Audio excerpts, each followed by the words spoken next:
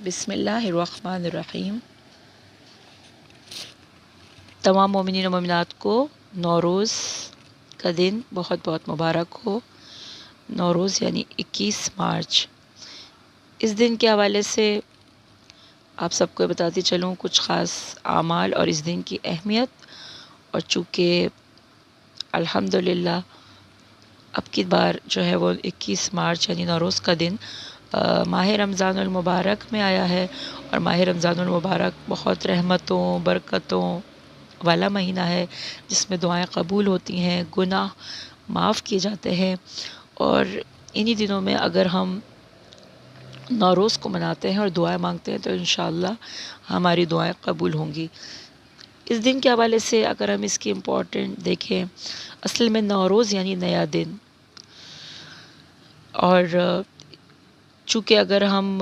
مختلف روایتوں کو دیکھتے ہیں تو ہمیں ملتا ہے کہ یہ وہ دن ہے خاص کہ اس دن دنیا وجود میں آئی، یعنی 21 مارچ۔ اس دن میں خاص عظیم واقعات رونما ہوئے ہیں، وہ آپ کے سامنے بتاتی چلوں تاکہ آپ کو اس دن کی اہمیت کا اندازہ ہو کہ دنیا وجود میں آئی ہے 21 مارچ کو۔ خانہ کعبہ وجود میں آیا، وہ یہی نوروز کا دن تھا۔ حضرت ابراہیم نے بتوں کو توڑا، نوروز کے دن ہی بتایا جاتا ہے۔ حضرت نوح کی کشتی کوہ جودی پر پہنچی۔ حضرت آدم کو اللہ نے خلق کیا، وہ بھی نوروز کا ہی دن ہے۔ حضرت رسول اکرم صلی اللہ علیہ وآلہ وسلم نے مولا کائنات علی ابن ابی طالب کو اپنے کاندھوں پر بلند کیا اور علی کو حکم دیا کہ بتوں کو توڑنا شروع کرو، تو یہی وہ دن تھا کہ جس دن مولا کائنات نے بتوں کو توڑا، وہ نوروز کا دن تھا۔ حضرت یونس مچھلی کے پیٹ سے باہر نکلے تو وہ یہی دن تھا۔ اور اگر دیکھا جائے تو عید غدیر یعنی 18 ذی الحج بھی نوروز کے دن ہی وہ واقعہ جو ہے وہ رونما ہوا۔ اور ایک روایت میں ہمیں ملتا ہے کہ امام زمانہ علیہ الصلوۃ والسلام بھی نوروز کے دن ہی ظہور فرمائیں گے۔ نوروز اب وہ کبھی بھی ہو سکتا ہے، چاہے وہ محرم میں ہو، رجب میں ہو، شعبان میں ہو، یعنی مگر وہ 21 مارچ نوروز کہلاتا ہے۔ اور اس کے علاوہ امام زمانہ دجال کو واصل جہنم کریں گے تو وہ نوروز کا دن ہوگا۔ مگر چونکہ اس دن اتنے خاص واقعات رونما ہوئے ہیں تو ہمیں چاہیے کہ اس دن کو ہم بہترین انداز میں منائیں۔ یعنی دیکھیں کہ ہر دن جو ہے وہ اللہ کی طرف سے دعا میں کرنی چاہیے کہ وہ بہترین ہو، رحمت والا ہو، مگر چونکہ اس دن اتنی خاصیات بیان کی گئی ہیں، اتنے واقعات، اتنی اچھی اچھی باتیں جو ہے وہ اسی دن عمل جو ہے وہ واقع ہوئے، تو ہم ضروری کوشش کریں گے کہ اس دن کو ہم پراپرلی پلان کریں کہ ہمیں کس طریقے سے اس دن کو منانا چاہیے۔ اگر ہم دیکھیں تو علماء نے تاکید کی ہے، بڑے بڑے علماء نے، کہ جو ہے وہ اس دن کا روزہ رکھنے کا بہت بڑا اجر اور ثواب ہے۔ عام دنوں میں جب 21 مارچ آتا ہے ماہ رمضان المبارک کے علاوہ تو ہم اس دن روزہ رکھتے ہیں، اور جس کا بہت ثواب ہے، اور اس دن کا روزہ جو ہے وہ کے بارے میں بتایا ہے کہ یہ چونکہ ماہ رمضان المبارک میں آ گیا ہے تو ہم نیت جو ہے وہ واجب کی ہی کریں گے، مطلب رمضان کے روزے کی ہی، مگر دل میں اس کو خود ہی سوچیں گے ضرور کہ آج کے دن کا روزہ جو ہے وہ اس کا بڑا ثواب ہے، تو آٹومیٹیکلی ہمیں اس روزے کا بھی یعنی نوروز کے روزے کا بھی ثواب مل جائے گا، مگر نیت ہم نے واجب کی ہی کرنی ہے، جو واجب کا روزہ ہے۔ تو یقیناً چونکہ کہا جاتا ہے کہ اب کی بار جو ہے وہ بدھ کا دن ہوگا، 9 رمضان المبارک، صبح 8:06۔ اچھا، آپ نے اپنی گھڑیوں کو بھی سیٹ کرنا ہے کیونکہ یہ ٹائم جو ہے یہ بہت امپورٹنٹ ہے اس دن پڑھنے کے حوالے سے۔ اور کہا جاتا ہے اگر اب دیکھا جائے کہ سورج اپنا ایک چکر کمپلیٹ کرتا ہے، یعنی آخری برج سے نکل کر، جس کو پائسس کہا جاتا ہے، برج حمل میں داخل ہو رہا ہے، اور ہر شہر ہر جو ہے اس کے لحاظ سے آپ کا ایک الگ ہی ٹائم ہے۔ کراچی میں 8:06 ہے۔ اچھا، تحویل کا وقت جو ہوتا ہے یعنی وہ مین ٹائم ہے، وہی 8:06 ہے۔ اس وقت جو دعا بتائی گئی ہے وہ سب کو معلوم بھی ہے، مگر اس کے ساتھ ساتھ اتنی قیمتی وقت ہے اور قیمتی دعا ہے کہ آپ کم از کم 10-15 منٹ پہلے بیٹھ جائیں۔ اگر آپ جنتری دیکھیں گے تو اس میں آپ کو مزید معلومات مل جائے گی، مگر چونکہ بس صرف خاص باتیں جو ہیں آپ کے سامنے بیان کرنے جا رہی ہوں کہ آپ کی گھڑی کا ٹائم بالکل ٹھیک ہو، اور 366 ٹائم، کیونکہ ہم کہتے ہیں نا کہ 365 دن ہوتے ہیں، تو ہم ایک ایک دن کے حوالے سے اس دن دعا کریں گے اور پڑھیں گے، یعنی 366 ٹائم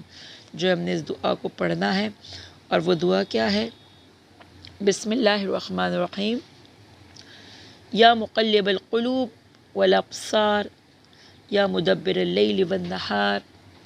یا محول الحول والاحوال، حول حالنا الی احسن الحال۔ اب اس کا ترجمہ آپ کے سامنے بیان کر دوں کہ اے قلوب کو پھیرنے والے، دلوں کو پھیرنے والے، اے رات و دن کو خلق کرنے والے، اے حالتوں کو بدلنے والے، یعنی ہم خدا کو پکار رہے ہیں، توجہ کر رہے ہیں، خدا سے دعا مانگ رہے ہیں، مختلف انداز میں اللہ کو پکار رہے ہیں، یعنی اے رات اور دن کو خلق کرنے والے، مطلب کس طریقے سے رات آتی ہے، پھر رات چلی جاتی ہے اور دن نمودار ہوتا ہے، اور اے حالتوں کو بدلنے والے، ہمارے حال کو بہترین حال میں بدل دے، حول حالنا الی احسن الحال، ہماری تقدیر کو بہتر بنا دے، تقدیر کو بدل دے۔ اور جب آپ انشاءاللہ، کیونکہ ویسے بھی رمضان المبارک ہوگا، آپ کا روزہ ہوگا، روزے کے ساتھ تو ویسے ہی آپ جو دعا مانگیں، آپ سانس بھی لیں تو سانس لینا تسبیح ہے، جو آپ عبادت کر رہے ہیں اس کا ڈبل ثواب ہے۔ تو ہم جو بھی اعمال کریں گے وہ رجا کی نیت سے کریں گے، اور پھر جب ہم اس کو مطلب خدا کو پکار رہے ہیں تو انشاءاللہ خدا ہماری حالات کو بہتر بنائے گا۔ اور یہ وہ وقت ہے کہ جو آپ نے 366 ٹائم اس دعا کو پڑھنا ہے، اور پھر خدا سے دعا مانگنی ہے کہ یعنی پروردگار عالم ہمارے حال کو بہتر حال میں بدل دے، بہتر حال میں بہترین بنا دے۔ بڑے بڑے علماء نے اس بات کی تاکید کی کہ اگر آپ اس طریقے سے پڑھ کے دعا مانگیں تو انشاءاللہ آپ کے حال بھی بدلیں گے۔ اور ہمیں دعا کیا مانگنی ہے کہ بارے الہ ہمیں علم، ہمارے علم کو بہتر بنا دے، یعنی ہمیں وہ علم دے جس راستے کی طرف تو بھیجنا چاہتا ہے، اور اس علم کو ہم بہترین طور پہ آگے بڑھا سکیں۔ اگر کوئی جو ہے وہ گمراہ ہے تو اس کے لیے دعا کریں گے کہ اگر ہم خود بھی گمراہ ہیں کہ بارے الہ جو گمراہ ہیں ان کو تو ظلم سے نکال کر نور کی طرف اس کا رخ کر دے، یعنی گمراہی سے اس کو دور کر دے۔ یعنی آج کل کا دور ہے کہ کوئی بھی جو ہے وہ گمراہ ہو جاتا ہے، اور یعنی کہ امام سے دور ہو گئے لوگ، تو بس یہ دعا مانگیں گے کہ بارے الہ ہمیں نور کی طرف لے چل۔ اور ایک میں نے آپ سے کہا کہ بہت دعا ذہن، اپنے حال کی بہتری کے لیے دعا کریں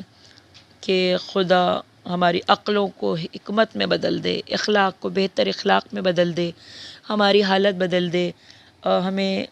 صلہ رحمی کرنے کی توفیق دے، ہمیں سخی بنا دے، کیونکہ اگر ہم کسی کو دیتے ہیں تو خدا ہمیں اور دیتا ہے، یعنی ہمیں ایسا بنا دے کہ ہم سخی بن جائیں۔ اور دعا مانگیں کہ بارے الہ اگر کسی کی اولاد نہیں ہے تو اس کو اس دن کے صدقے میں دعا مانگیں کہ اس کی اس حالت کو بہتر کر دے اور اسے اولاد جیسی نعمت عطا فرما دے۔ اور جن کی اولاد ہے اگر وہ صحیح راستے پہ نہیں ہے تو دعا کریں کہ بارے الہ ان کی بھی حالات کو بہتر کر دے اور بہترین راستے پہ چلے۔ ہماری نماز کو بارے الہ بہترین بنا دے، ہمارے قرآن کو ہم اس کی ایک تلاوت کو بہترین انداز سے کریں، اس کے معنی کو سمجھیں۔ قرآن پڑھنے کا آپ کو معلوم ہے کہ کتنا اجر ہے، اور ویسے ہی ثواب ہے ماہ رمضان المبارک میں، تو اگر آپ ایک آیت پڑھیں تو اس کا کتنا ثواب ہے کہ جیسے باقی دنوں میں آپ نے ایک قرآن ختم کیا۔ تو ہماری نماز کو بہتر بنا دے خدا، ہماری تلاوت کو، قرآن کو بہتر بنا دے، اور ایک دوسرے کے لیے دعا کریں، کیونکہ اگر آپ کسی کے لیے دعا کریں گے تو خدا آپ کی حالت پر بھی رحم کرے گا، آپ کی دعا کو پورا کرے گا۔ اور صدقہ دینا کا بڑا اجر ہے، صدقہ بھی تقدیر کو بدلتا ہے، یعنی کوئی بلا آ رہی ہوتی ہے، کوئی مصیبت، کوئی پریشانی، تو صدقہ اس کو دور کر دیتا ہے، بلا کو ٹال دیتا ہے۔ صدقہ ضرور دیں، اس دن کا صدقہ نکالنا نہ بھولیں۔ سچی توبہ کریں، خدا سے دعا مانگیں کہ بار الہ میں بہت گناہ گار ہوں اور اب میری اس حالت کو بدل دے کہ میں گناہوں سے دور ہو جاؤں اور تیری طرف تیرا قرب حاصل کروں، خدا تیرا تقرب مجھے مل جائے۔ سچی توبہ بھی تقدیر بدلتی ہے۔ اور چونکہ ماہ رمضان المبارک ہے پلس نوروز ہے تو ویسے ہی اتنا اجر اور ثواب ہے، اور اسی رات کو پھر یعنی ماہ رمضان کی 10 کو آپ کو معلوم ہے جناب خدیجہ کی جو ہے وہ وفات کی تاریخ ہے۔ بی بی خدیجہ سے بھی توسل کر کے دعا کریں، انشاءاللہ خدا دعاؤں کو قبول کرے گا۔ تو ہمارے پاس یہ ساری نعمت ایک ساتھ اتنی ساری چیزیں ہیں، تو ہمیں اس کو اچیو کرنا ہے، اس دن کو ہم نے چھوڑنا نہیں ہے، ضائع نہیں کرنا، باقی عام دنوں کی طرح زندگی نہیں گزارنی، بلکہ اس دن کو میں نے آپ سے کہا ہے خاص دن سمجھ کر پراپرلی پلان کر کے آپ نے چلنا ہے اور اس دن کو منانا ہے۔ اور پھر جو 21 مارچ جو نوروز کا دن ہے اس دن کا بھی غسل جو ہے آپ کو معلوم ہے کہ رجا کی نیت سے غسل کریں، اور روزانہ بھی آپ کو بتایا گیا تھا کہ چہرے پر اپنے اور سر پہ رکھ کے گلاب ڈالیں، اور 4 رکعت نماز جو ہے وہ بتائی جاتی ہے، وہ نماز آپ کو مفاتی میں بھی مل جائے گی۔ پھر بھی آپ کے سامنے مختصر بیان کرنے جا رہی ہوں کہ 2 رکعت کر کے 4 رکعت نماز پڑھیں۔ پہلی رکعت میں الحمد کے بعد 10 مرتبہ سورہ قدر، دوسری رکعت میں سورہ قدر یعنی انا انزلنا، اور پھر دوسری رکعت میں الحمد کے بعد 10 مرتبہ سورہ کافرون۔ نماز کمپلیٹ، پھر آپ نے 2 رکعت کی نیت دوبارہ کرنی ہے، پھر اس میں الحمد کے بعد 10 مرتبہ سورہ اخلاص، اور پھر دوسری رکعت میں الحمد کے بعد 10 مرتبہ سورہ معوذتین یعنی سورہ فلق اور سورہ ناس 10 مرتبہ پڑھنا ہے۔ اور جو قرآنی آیت میں نے آپ سے کہا ہے سورتیں پڑھنے کا ثواب ہے وہ 7 ہیں، اور وہ کون کون سی ہیں؟ سورہ بنی اسرائیل، سورہ حدید، سورہ حشر، سورہ صف، سورہ نور، سورہ معارج، سورہ اعلیٰ۔ اور پھر یہ سب پڑھ کے دعا کریں، ایک دوسرے کو دعاؤں میں یاد رکھیں۔ بہترین طور پر گھر میں ایک چھوٹا سا دسترخوان بچھا کے نظر کا اہتمام کریں، جس طرح لکھا ہے جنتری میں، اور یا پھر آپ کو اور جگہ پہ مل جائے گا، اور اس میں چاہے تھوڑا ہو یا زیادہ ہو مگر امام کی نظر دیں، مولا مشکل کشا جناب رسول خدا کی نظر کا اہتمام کریں۔ گھر میں بچوں کو بھی اپنے ساتھ بٹھائیں تاکہ ان کو بتائیں کہ آج کا دن کتنا امپورٹنٹ اور خاص ہے، اور دعا جو ہے دعا مانگے، خدا دعاؤں کو رد کرنے والا نہیں ہے، خاص طور پہ رمضان المبارک میں دعائیں قبول ہوتی ہیں۔ اس پوری ویڈیو کو خود بھی سنیں، آگے بھی شیئر کریں، اور اس کو جو ہے وہ ان اعمال کو انجام دیں انشاءاللہ۔ رمضان المبارک کے دن کی صدقے میں پروردگار عالم ہم سب کی آپ سب کی دعاؤں کو ضرور قبول کرے، آمین یا رب العالمین۔